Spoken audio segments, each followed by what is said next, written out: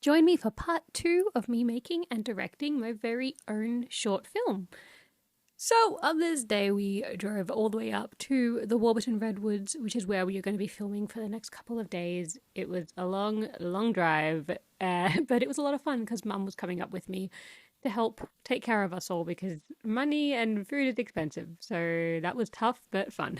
Once we arrived, one of the other actresses here, Sia, and I discovered that they still have one of those like foot pedal pianos, and so we know there's going to be lots of playing piano every night after set. But loved that it was still at the accommodation that we are all staying at because yes, I paid for everyone to have accommodation so that no one had to travel hours on end to get back and forth to location. They even had donkeys on this accommodation place, which was so fun and it was so nice and it was molting season, so they were like, yes, give us attention, so that was a nice little breather. But we spent most of the times in the Warburton Redwoods, and my gosh, it was magical, absolutely fabulous to be able to film in such a beautiful location. It really gave the fantasy aesthetic which we were looking for. Like, look at this. This is a video, not a photo. This is a video. It just looks, it's so stunning. Absolutely loved it.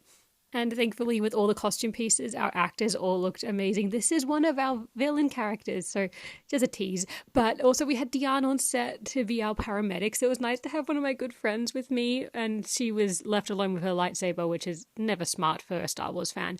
But we did run into a little bit of a problem when it came to the weather. And so on the last day, when we were meant to be outside, it was bucketing down. Everyone had prosthetics. And so we couldn't actually go outside because otherwise the prosthetics would be disintegrated.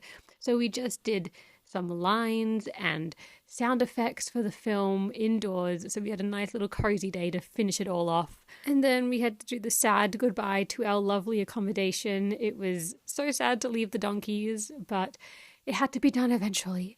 And so, after a long drive back home through the lovely country of Australia, we made our way back home, and now I am in the thick of the editing suites, and I cannot wait to get this film ready and done and for all of you to see.